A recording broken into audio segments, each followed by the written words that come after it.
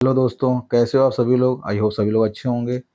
बहुत अच्छी और रोमांचक कहानी है। कहानी को पूरा सुनने के लिए कहानी को जरूर सुनिएगा और साथ ही साथ चैनल को लाइक सब्सक्राइब शेयर करना बिल्कुल ना भूलिएगा। चलते दोस्तों कहानी की तरफ। मेरा नाम सुनैना है। मैं शादीशुदा हूँ। मेरी उम्र 34 साल है। मेरा रंग सांवला है।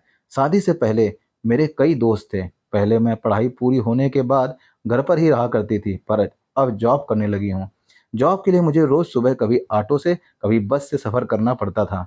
कभी कभी मेरे पति भी मुझे ऑफिस से लाते और ले जाते थे। मैं जब भी ऑटो में बैठती थी तब कई बार मेरे पैर बाजू वाले के साथ टच हो जाते थे, और बस में तो पूछो ही मत। भरी हुई बस के भीड़ में खड़े खड़े कितना घर्षण होता था, लेकिन मैं बस चुप रह जाती थी। शुरुआत में मुझे यह सब अजीब लगता था, पर अब मैं इस सब का आनंद लेने लगी हूँ। मैं गांव से ही हूँ, इसीलिए पहले मुझ में ज़्यादा हिम्मत नहीं थी, पर अब शहर में आने से यहाँ के हिसाब से रहने की धीरे धीरे आदत हो गई है। ऑफिस में मेरे काफ़ी अच्छे दोस्त बन गए थे। मैं ज़्यादातर ऑफिस में साड़ी ब्लाउज या फिर सलवार सूट पहनती हूँ। मेरे बॉस 40 साल की उम्र के हैं, पर एकदम फिट हैं। वो शुरू से ही मुझे देखते रहे हैं।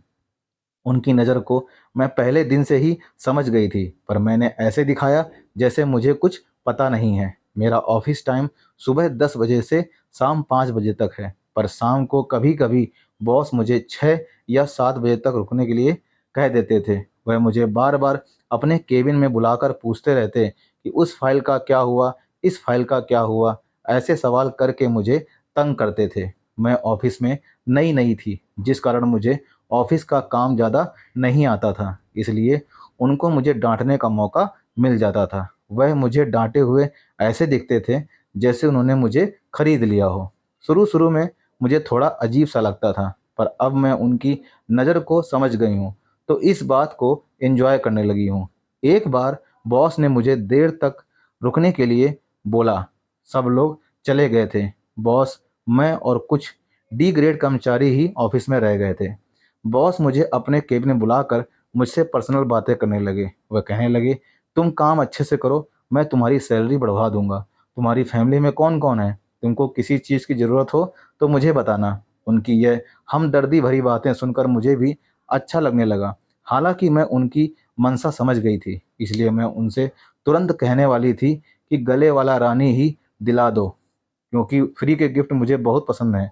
उस दिन के बाद बॉस के प्रति मेरा थोड़ा सा व्यवहार बदल गया, क्योंकि वह भी मुझसे अब अच्छे से बात करने लगे थे और मुझे मेरी गलती पर डांटते भी नहीं थे। मैं उनसे मुस्कुराकर बात करने लगी थी। मैं समझ गई थी कि अब मेरे लिए सब कुछ सरल हो जाएगा। मेरी सोच के चलते वह भी मुझसे करीब होते चले गए। अब धीरे धीरे हम दोनों एक दूसरे से खुलने लगे थे। रोज जब भी मैं बॉस के केबिन में जाती तब वह मुझे देखते और मैं स्माइल पास कर देती। उसे मेरे ऑफिस के काम को लेकर भी बातचीत होती, पर उनका अंदाज मेरे लिए अब पहले जैसा नहीं था। मेरे अलावा बाकी सबको इतना डांटते कि कोई कोई तो रोने लग जाता था। फिर बॉस एक दिन एक स्टेप आगे हो गए। उस दिन वह मेरी साड़ी ब्लाउज की तारीफ करने लगे। सुनैना, आज तुम पर साड़ी बहुत अच्छी जच रही है। मैंने कहा, थैंक यू सर। उनकी तारीफ सुनकर मैं बहुत खुश हो गई थी। महिलाओं में अपनी ड्रेस को लेकर तारीफ सुनने की चाहत होती ही है। उनकी तारीफ सुनकर मुझे बड़ा मस्त सा लगा और मैंने सोच लिया कि अब मैं और भी सुंदर सी दिखने वाली ड्रेस पहनकर आया करूंगी। अगले दिन से मैं और भी अच्छी अच्छी साड़ी और ब्लाउज पहनकर आने लगी। एक दिन जब मैं बॉस के केबिन में गई तब मैंने साड़ी की सेफ्टी पिन नहीं लगाई थी। बात करते करते मेरे साड़ी का पल्लू नीचे गिर गया। इस बात पर मेरा ध्यान नहीं है, पर 10 सेकंड के बाद मुझे समझ आया। फिर मैं तुरंत अपना पल्लू ठीक किया। उनकी तरफ देखा, वो मुस्कुरा रहे थे। मैं जल्दी ही संभल गई। शाम को उन्होंने मुझे रोकने को कह दिया, क्योंकि एक कस्टमर के साथ मीटिंग थी। मीटिंग काफ़ी देर तक चली। अब तक शाम के 7:30 बज गए थे। सब होने के बाद बॉस ने मुझसे कहा कि देर हो गई है, चलो मैं तुम्हें घर छोड़ देता हूँ। मैंने भी हाँ कह दिया।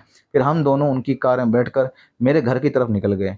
अपार्टमेंट की पार्किंग में आने के बाद उन्होंने कार रोक दी। मैं बोली, सर आई ना घर पर कॉफ़ी ले लेते हैं। बॉस बोले, नहीं, फिर कभी आऊँगा। मैं अपनापन जताते हुए कहा, नहीं सर, अभी चलिए ना, वैसे भी मेरे पति आपसे मिलना चाहेंगे। ऐसा सुनते ही वे बोले, ओके चलो। फिर लिफ्ट से होते हुए हम दोनों मेरे घर पर आ गए। मेरे घर का दरवाज़ा लॉक था, तो मैंने चाबी लगाकर खोला और बॉस को अंदर बिठाया। फिर मैं पति को कॉल किया तो जवाब मिला कि वह किसी काम की वजह से बाहर चले गए हैं। आने में थोड़ा ज़्यादा टाइम लगेगा। अब मुझे बॉस को यह बताना था कि मेरे पति घर पर नहीं है और जिससे मिलवाने के लिए मैं बॉस को घर लेकर आई थी वह घर पर ही नहीं है। मैंने बॉस को बताया कि मेरे पति किसी काम से बाहर निकल गए हैं, उनको आने में कुछ ज़्यादा समय लगने वाला है, तब तक मैं कॉफ़ी बनाती हूँ। मैंने देखा, यह सुनकर उनके चेहरे पर एकदम से खुशी सी छा गई थी और मेरे अंदर भी थोड़ी सी हलचल मचने लगी थी। आज मौका अच्छा था। मैंने मेन दरवाज़ा बंद कर दिया और रसोई में आ गई। मुझे खुश होते और गेट बंद करते देखकर बॉस भी कुछ समझ गए। शायद उनको यह हरी झंडी जैसी लगी। मेरे रसोई में जाते ही वह भी मेरे पीछे पीछे रसोई में आ गए। मैं पीछे मुड़ी तो वह मेरे पीछे ही खड़े थे। मेरे दिल में आज बॉस को लेकर कोई घबराहट नहीं थी। मेरे होठों पर हल्की सी मुस्कान थी। मेरी स्माइल देखकर वह धीरे से मेरी तरफ बढ़े। मेरे दिल की धड़कनें तेज होती गई थीं। बॉस मेरे करीब आकर खड़े हो गए और बोले, आज मैं तुम्हें कॉफ़ी बनाकर पिलाता हूँ। मैं बोली, सर बस कीजिए, मेरे पति आ जाएंगे। बॉस बोले, मैं तो उनका इंतज़ार कर रहा हूँ। उनके ऐसे बोले कि जैसे मैं अपने होश ही खो बैठी। मैं मस्त होने लगी थी। मुझे अच्छा लग रहा था। मैं मराठी में बोले जा रही थी कि वह मराठी अच्छे से समझते थे और जवाब भी मराठी में ही दे रहे थे। मुझे भी बहुत अच्छा लगने लगा। मैं मुस्कुरा उठी थी। मैं बहुत थक गई थी।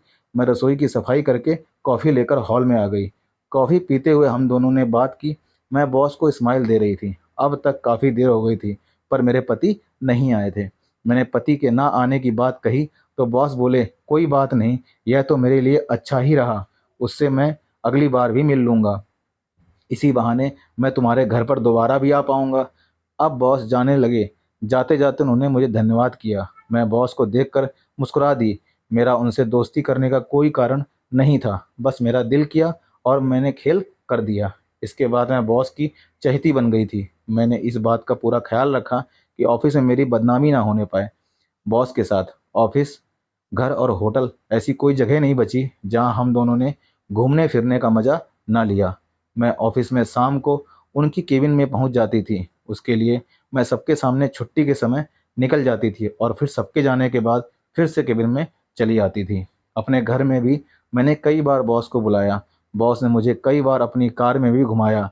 मतलब जब भी हम दोनों को मौका मिलता, थोड़ी देर के लिए ही सही पर मिल लेते थे और अपने आप को सेटिस्फाइड कर लेते थे। मुझे जब प्रमोशन मिला तो मैं बहुत खुश थी। तो दोस्तों, यह थी हमारी आज की कहानी। आपकी क्या राय है और क्या आपके साथ कभी ऐसा हुआ है? कमेंट करके ज़रूर बताइएगा। क्या आप भी अपने बॉस के साथ मज़े कर पाए? दोस्तों, मिलते हैं इसी तरह सच्ची अच्छी कहानी में। तब तक के लिए जय हिंद, जय भारत।